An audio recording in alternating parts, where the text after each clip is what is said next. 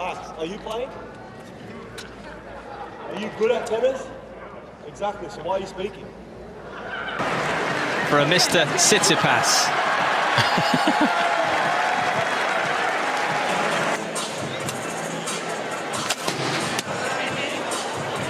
That's one of the best hot dogs you will ever see.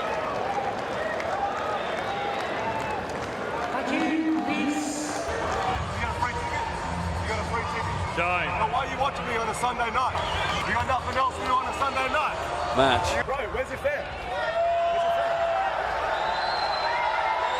Rome, 2019. In the middle of one of the most prestigious tennis courts in the world, a man throws a chair into the center of the court, curses at the crowd, abandons the match. But what led someone with so much talent to do this? He had everything. He defeated the greatest. He played like few others, but behind the cameras, there was something no one saw, something that almost cost everything, including his own life. This is the story of Nick Kyrgios, the genius who fought against himself. Nick Kyrgios was born in Canberra, Australia, son of immigrants, mother from Malaysia, father from Greece. From an early age, he didn't see himself as an athlete. He was the chubby kid in class, the one who didn't seem to have the profile of a champion, but when he picked up a racket, something changed. He had something few possessed: pure talent, instinct, creativity. He played tennis like someone improvising jazz, unpredictable, brilliant, dangerous. In 2014, at 19 years old, he defeated Rafael Nadal at Wimbledon. The world was shocked. Australia had a new prodigy, but there was something no one saw, something even he couldn't name. Behind the explosive talent, there was a silent collapse forming, and everything would begin to crumble much faster than any victory could build. Nick grew up in a common environment. His parents worked hard. He didn't have the pedigree of elite academies. He didn't have sponsors since childhood. He was normal, and that normality became his obsession. He wanted to prove something, that someone ordinary could defeat the giants, that he didn't need to be perfect, that he could be himself. But tennis doesn't work that way. Tennis demands discipline, control, respect for the rules, and Nick never had that. He saw the sport as a prison. The conventions, the protocols, the etiquette, everything seemed fake to him. He wanted to play, to feel, to live the moment. And that's exactly what made him fascinating and dangerous. When he defeated Nadal at Wimbledon, the world saw a new type of tennis player: irreverent, brilliant, free. But inside, he was beginning to feel the weight, the pressure of being Nick Kyrgios, the bad boy, the rebel, the prodigy, the avatar everyone expected from him. And he didn't know how to carry that. Then came the first big mistake, the moment that would change everything. Montreal, Rogers Cup. During a match against Stan Wawrinka, Nick loses his patience. During a changeover, caught by the court microphones, he makes a vulgar and personal comment about Wawrinka's girlfriend. The phrase is brutal, disrespectful, humiliating. Wawrinka explodes, confronts Nick in the locker room. The ATP investigates. $10,000 fine. Another $25,000 conditional, 28-day suspended suspension. Nick apologizes publicly, but Wawrinka says he never apologized personally. The label was cemented, tennis's bad boy, but Nick didn't stop. In 2016, at the Shanghai Masters, he crosses an even more dangerous line. During a second-round loss, he's accused of tanking, intentionally losing. He gives light taps on the ball after serves, walks toward his chair before his opponent's serve crosses the net, doesn't run, doesn't try. The crowd boos. The ATP investigates. $16,000 fine. Then an 8-week suspension, only 3 if he accepted psychological counseling. Nick responds, "I was tired, bored. I don't owe them anything." But the truth was different. He wasn't bored, he was drowning. Behind the rebel persona, there was a young man in his 20s, fighting against something he couldn't name: depression, loneliness, self-harm. And then came the darkest moment of all. Wimbledon. Nick is playing, but something is different. He wears a compression sleeve on his right arm. It's not for an injury. It's to cover the marks, self-harm marks. He loses to Rafael Nadal, leaves the court. And that night he collapses. He ends up in a psychiatric ward in London, genuinely contemplating suicide. His father finds him crying, desperate, fragmented. And it's there, in that moment, that Nick Kyrgios realizes he's fighting two opponents, the one on the other side of the net and the one inside his own head. But the story wasn't over yet. Weeks after Wimbledon, Nick explodes again.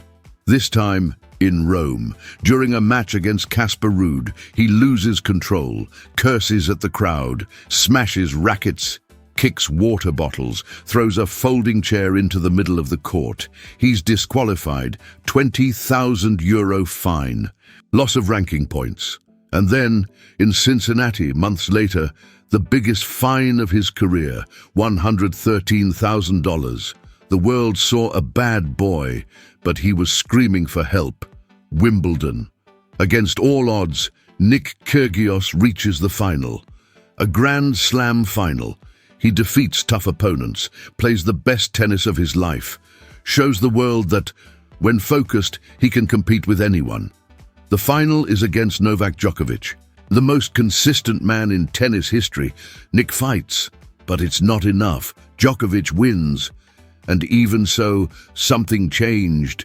Nick doesn't explode, doesn't curse, doesn't break rackets. He accepts defeat, hugs Djokovic, and, for the first time, seems at peace.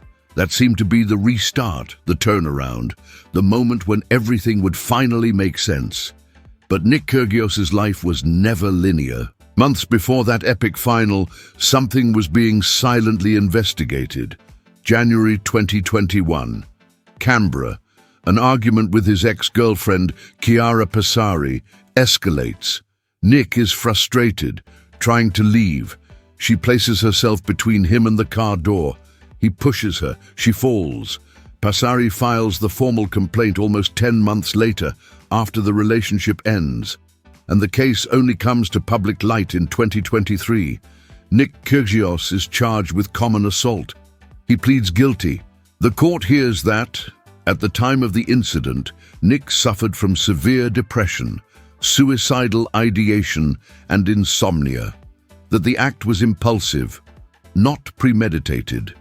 Judge Beth Campbell decides not to record a criminal conviction. The act is described as a single act of stupidity or frustration of low severity. Nick avoids criminal conviction, but doesn't escape the consequences. And then, the body demands its price. Serious knee and wrist injuries begin to keep him off the courts. From 2023 on, Nick can barely compete. The athlete who defeated giants now can barely hold a racket. Surgeries, physical therapy, frustrations. Tennis, which was always his escape valve and his prison at the same time, is now out of reach. But Nick finds a new stage. He reinvents himself as a commentator.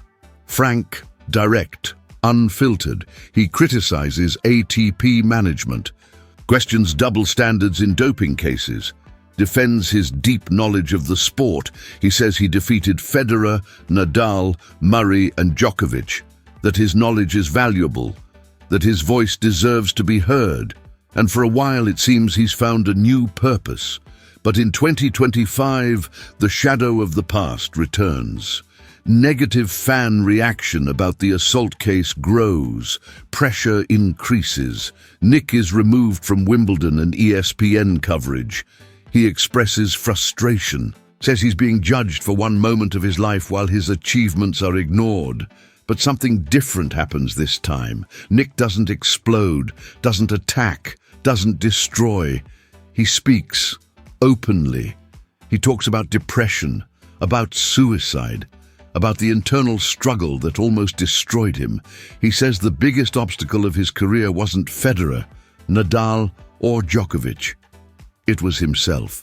Nick reveals that, for years, he fought against the avatar everyone expected from him. The bad boy, the rebel, the crazy one.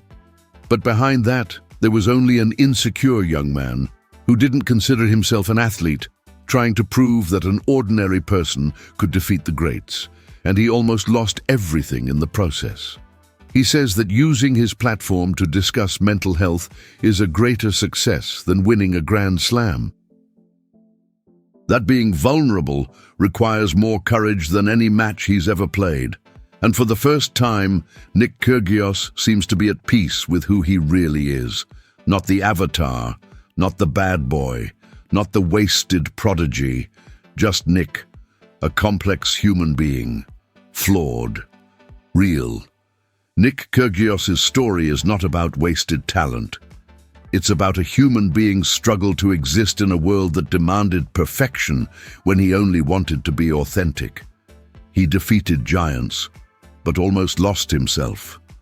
He carried an invisible weight, and for years no one noticed. Nick reminds us that talent doesn't protect anyone from pain, that genius can coexist with fragility, and that sometimes the greatest act of courage is admitting you're struggling.